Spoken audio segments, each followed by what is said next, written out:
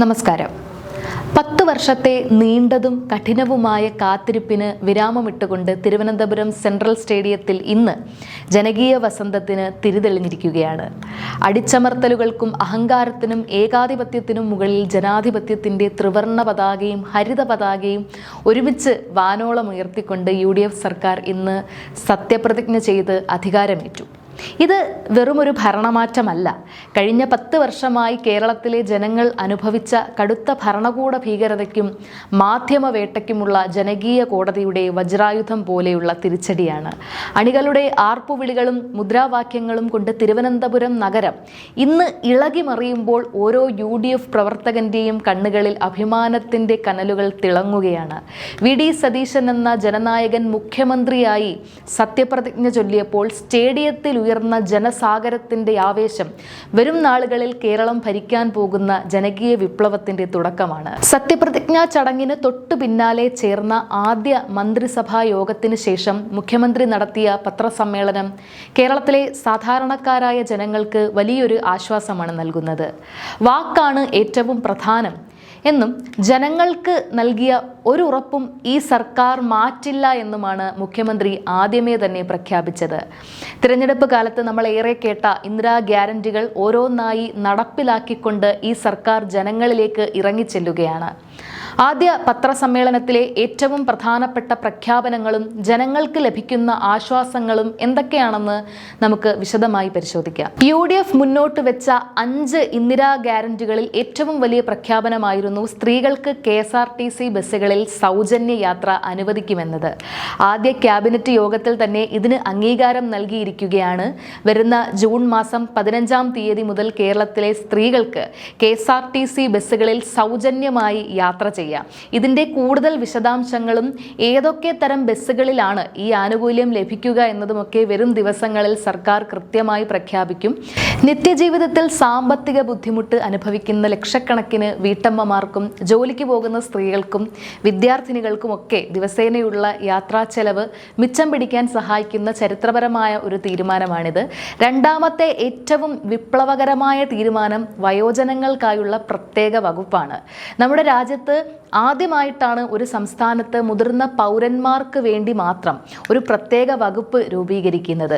ഇന്ന് കേരളത്തിലെ ഭൂരിഭാഗം ചെറുപ്പക്കാരും ഉന്നത വിദ്യാഭ്യാസത്തിനും ജോലിക്കുമായി വിദേശ രാജ്യങ്ങളിലേക്ക് ചേക്കേറുകയാണ്.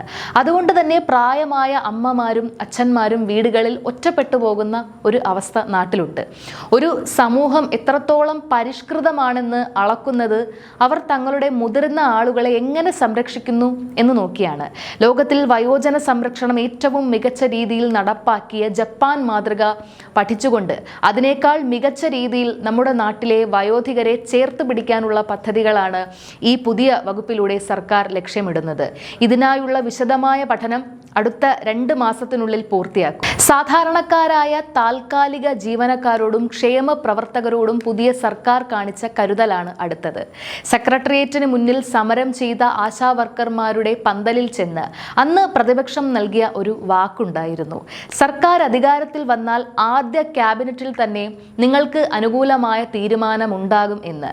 ആ വാക്ക് പാലിക്കപ്പെട്ടിരിക്കുകയാണ്. ആശാ വർക്കർമാരുടെ പ്രതിമാസ വരുമാനത്തിൽ 3000 രൂപയുടെ വർധനവാണ് ആദ്യ യോഗം പ്രഖ്യാപിച്ചത്. അതോടെ അവരുടെ വേതനം 9000-ൽ നിന്നും 12000 രൂപയായി ഉയരും.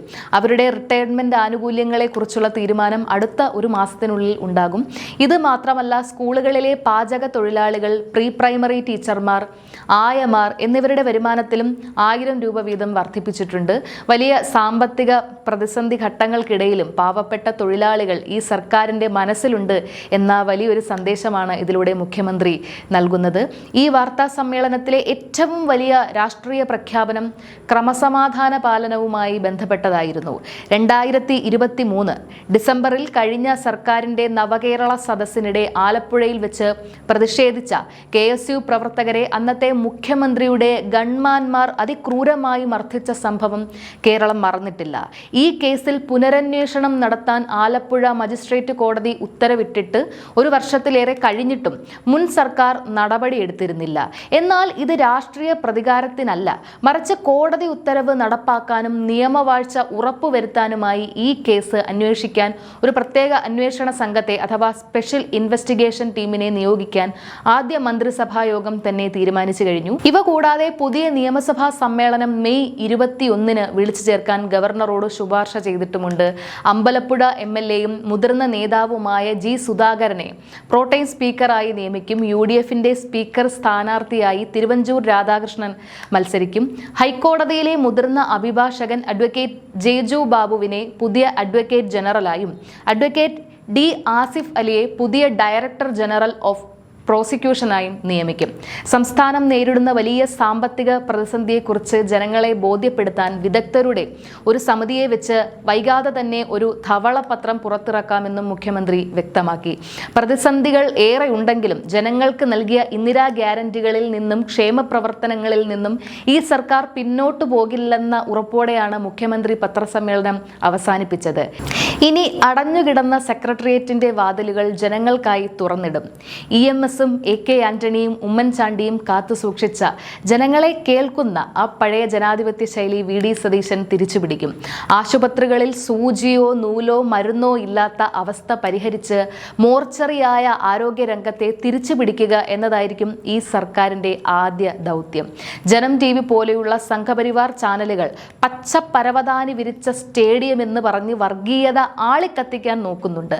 മലബാർ മേഖലയിൽ നിന്ന് മുസ്ലിം ലീഗ് ജയിച്ചു വന്ന സീറ്റുകളുടെ അടിസ്ഥാനത്തിൽ മന്ത്രിമാരുണ്ടാകുമ്പോൾ ഇവിടുത്തെ വർഗീയവാദികൾക്ക് പൊള്ളുന്നത് സ്വാഭാവികമാണ്. എന്നാൽ മതേതര കേരളം വോട്ട് ചെയ്തത് ജാതിയും മതവും നോക്കിയല്ല.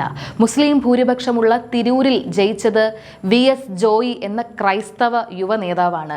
കൊച്ചിയിൽ ജയിച്ചത് മുഹമ്മദ് ഷിയാസ് ആണ്. ഇവിടെ ജാതിയോ മതമോ അല്ല, മറിച്ച് ജനങ്ങൾക്ക് ഒരൊറ്റ മനസ്സേ ഉണ്ടായിരുന്നുള്ളൂ. അത് പിണറായിയുടെ ഏകാധിപത്യത്തിൽ നിന്ന് മോചനം നേടുക എന്നത് മാത്രമായിരുന്നു. ഈ രാഷ്ട്രീയ മാറ്റത്തെ രാജ്യം മുഴുവൻ ഉറ്റുനോക്കുകയാണ്. സത്യപ്രതിജ്ഞയ്ക്ക് തൊട്ടു പിന്നാലെ പ്രധാനമന്ത്രി നരേന്ദ്രമോദി ട്വിറ്ററിലൂടെ പുതിയ VD സതീശൻ സർക്കാരിന് ആശംസകൾ നേർന്നു കഴിഞ്ഞു. കേന്ദ്ര സർക്കാരിന്റെ പിന്തുണയും അദ്ദേഹം ഉറപ്പു നൽകിയിട്ടുണ്ട്. കോൺഗ്രസ് ദേശീയ അധ്യക്ഷൻ മല്ലികാർജുൻ ഖാർഗെയും ജനനായകൻ രാഹുൽ ഗാന്ധിയും നേരിട്ടെത്തി സാക്ഷ്യം വഹിച്ച ഈ ചരിത്ര മുഹൂർത്തം ഓരോ UDF പ്രവർത്തകന്റെയും പോരാട്ട വീര്യത്തിന്റെ വിജയമാണ്. പ്രതികാര രാഷ്ട്രീയത്തിന്റെ ഇരുണ്ട നാളുകൾ അവസാനിച്ചു. ഇനി വരുന്നത് ജനങ്ങളെ കേൾക്കുന്ന ജനകീയ സർക്കാരിന്റെ കാലമാണ്. സർക്കാരിന്റെ ഈ പുതിയ തീരുമാനങ്ങളെക്കുറിച്ചുള്ള നിങ്ങളുടെ അഭിപ്രായങ്ങൾ താഴെ കമന്റ് ചെയ്യുക. നന്ദി.